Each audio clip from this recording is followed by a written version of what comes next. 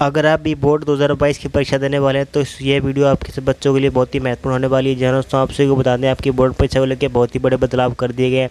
सबसे पहले आप इस ऑफिशियल अपडेट में देख सकते हैं क्योंकि अब बोर्ड की परीक्षाएं बिल्कुल नए तरीके से होने वाली है। सबसे पहले आपको पूरी खबर बताते हैं। सीबीएसई ने वर्ष 2021 और 22 के एकेडमिक सेशन के लिए यानी इस बार के सत्र के लिए नई गाइडलाइंस जारी की हैं। इसके तहत जिन छात्रों ने इस साल 10वीं और 12वीं की कक्षा में प्रवेश किया है, उन्हें फाइनल एग्जाम्स जो उनके हैं वो एक बार नहीं 2 बार देने पड़ेंगे। पहली परीक्षा को टर्म 1 कहा जाएगा और दूसरी बार होने वाली परीक्षा को टर्म 2 कहा जाएगा। यानी बोर्ड की परीक्षा को 2 हिस्से में बांट दिया गया है, टर्म 1 और टर्म 2। और इस प्रक्रिया में सिलेबस को भी आधा आधा बांट दिया गया है, यानी 50-50% बांट दिया गया है। 50% पहले और 50% बाद में। अगर आपको अब भी समझ में नहीं आया तो हम सरल भाषा में ये पूरी प्रक्रिया आज आपके लिए और आपके बच्चों के लिए समझाएंगे।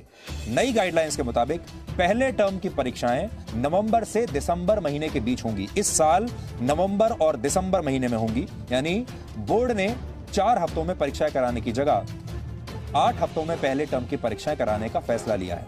अब आप नोट कर सकते हैं, इस सत्र में 10वीं और 12वीं कक्षा की पहले टर्म की बोर्ड परीक्षाएं नवंबर और दिसंबर महीने में होंगी।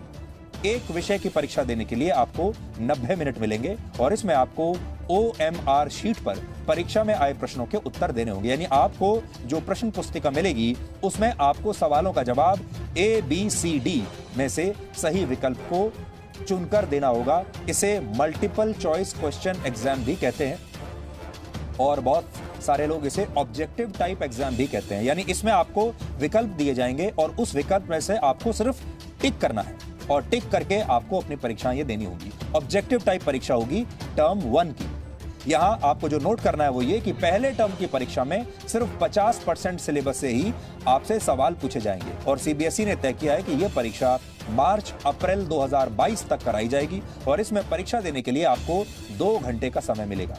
इसके अलावा दूसरे टर्म की परीक्षा में शॉर्ट आंसर और लॉन्ग आंसर टाइप के सवाल आपसे पूछे जाएंगे। यानी पहले टर्म की तरह दूसरे टर्म में आपको टिक करके अपने उत्तर नहीं देंगे। ऑब्जेक्टिव टाइप नहीं होगा, सब्जेक्टिव होगा। हालांकि बोर्ड ने कहा है कि अगर कोविड की वजह से परीक्षा आयोजित नहीं हो पाती है तो फिर परीक्षा 2 घंटे की जगह 90 मिनट की ही कर दी जाएगी और फिर उसमें भी ऐसे ही मल्टीपल चॉइस क्वेश्चंस पर आधारित क्वेश्चन पेपर आपको देना होगा। सरल शब्दों में कहें तो परीक्षाएं होंगी जरूर, इस बार टाली नहीं जाएंगी। इसलिए छात्रों और उनके माता पिता को इसके लिए अब मानसिक रूप से पूरी तरह तैयार रहना है और आपको अभी से अपनी मेहनत शुरू कर देनी चाहिए।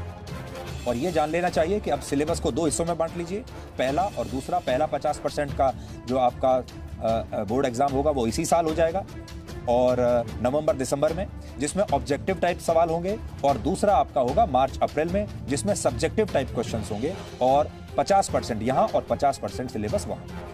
हालांकि आज आपके मन में और भी सवाल होंगे, जैसे परीक्षाएं स्कूल में होंगी या सीबीएसई द्वारा बताए गए केंद्रों पर जाकर आपको एग्जाम देना होगा। अगर कोरोना की वजह से पहले और दूसरे टर्म की परीक्षाएं रद्द कर दी गई तो फिर क्या होगा? तो सीबीएसई ने ऐसे सारे सवालों का जवाब देने की कोशिश की है। इसे भी हम आपको 2 पॉइंट्स में समझाते हैं। पहला, अगर हालात सुधर गए और बच्चों ने स्कूल जाकर पढ़ना शुरू कर दिया तब क्या होगा? क्या तब भी यही फॉर्मूला लागू होगा?